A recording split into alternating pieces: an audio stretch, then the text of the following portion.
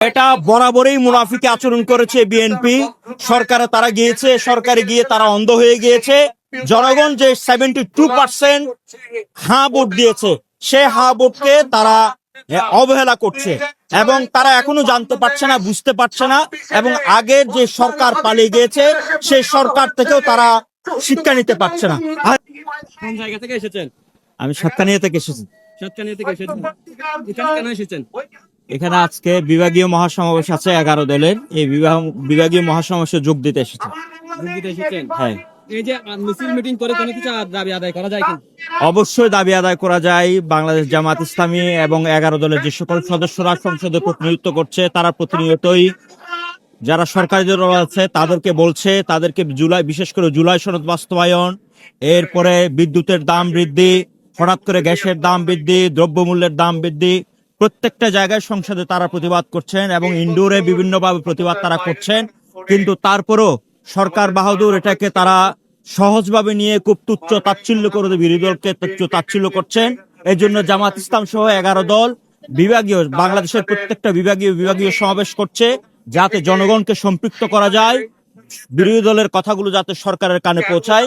আমি মনে করি বিরোধী দল রাইট ট্র্যাকে আছে। এই বাংলাদেশে যদি সঠিক ট্র্যাকে না থেকে গত ফ্যাসিস্ট সরকারের মতো যদি ফ্যাসিস্ট সরকারের মতো তুচ্ছ তাচ্ছিল্য করে জনগণের অধিকারকে হেয় প্রতিপন্ন করে, তবে জনগণ রাজপথে নামবে এবং ফ্যাসিস্ট সরকার যেভাবে বিদায় নিয়েছে, খুব লজ্জাকর ভাবে যেটা পালিয়ে গিয়েছে তারা, এবং বাংলাদেশে বিরোধী দল এখন যারা আছে, জামাত ইসলাম, জুলাই যোদ্ধা, এনসিপি, প্রত্যেকেই এক ট্র্যাকে আছে, রাইট ট্র্যাকে আছে, দেশের জনগণের স্বার্থে আছে, মানুষের স্বার্থে আছে, সার্বভৌমত্বের পক্ষে আছে।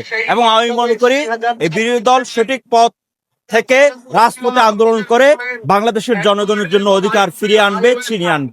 এটা বরাবরই মুনাফিকি আচরণ করেছে বিএনপি। সরকারে তারা গিয়েছে, সরকারে গিয়ে তারা অন্ধ হয়ে গিয়েছে। জনগণ যে 72% হ্যাঁ ভোট দিয়েছে, সে হ্যাঁ ভোটকে তারা অবহেলা করছে এবং তারা এখনো জানতে পারছে না, বুঝতে পারছে না এবং আগের যে সরকার পালিয়ে গিয়েছে সেই সরকার থেকেও তারা শিক্ষা নিতে পারছে না।